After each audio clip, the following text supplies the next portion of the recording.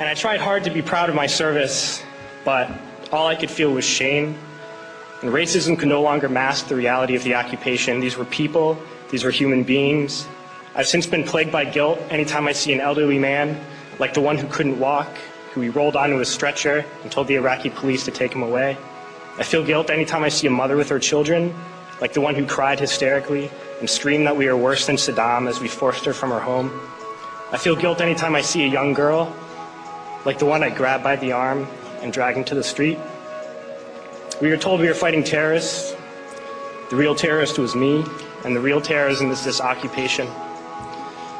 Racism within the military has long been an important tool to justify the destruction and occupation of another country. It has long been used to justify the killing, subjugation, and torture of another people.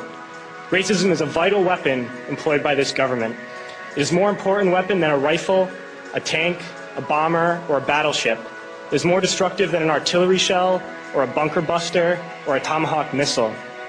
While all those weapons are created and owned by this government, they are harmless without people willing to use them. Those who send us to war do not have to pull a trigger or lob a mortar round. They do not have to fight the war, they merely have to sell the war. They need a public who is willing to send their soldiers into harm's way. They need soldiers who are willing to kill and be killed without question. They can spend millions on a single bomb, but that bomb only becomes a weapon when the ranks in the military are willing to follow orders to use it. They can send every last soldier anywhere on earth, but there will only be a war if soldiers are willing to fight.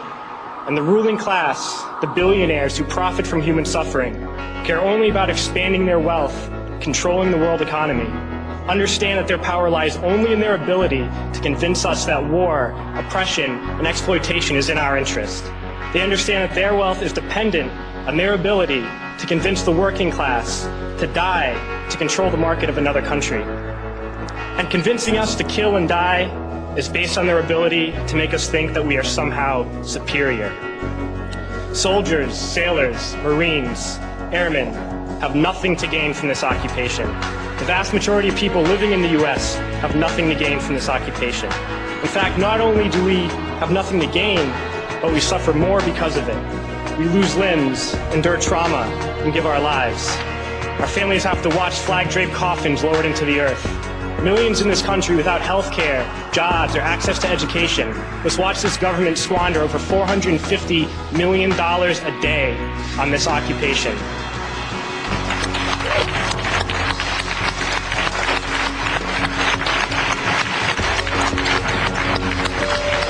Poor and working people in this country are sent to kill poor and working people in another country to make the rich richer.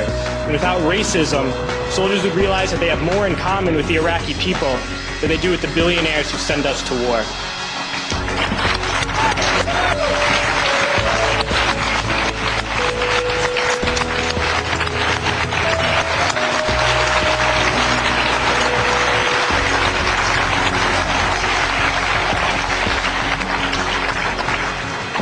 I threw families onto the street in Iraq, only to come home and find families thrown onto the street in this country, in this tragic and unnecessary foreclosure crisis.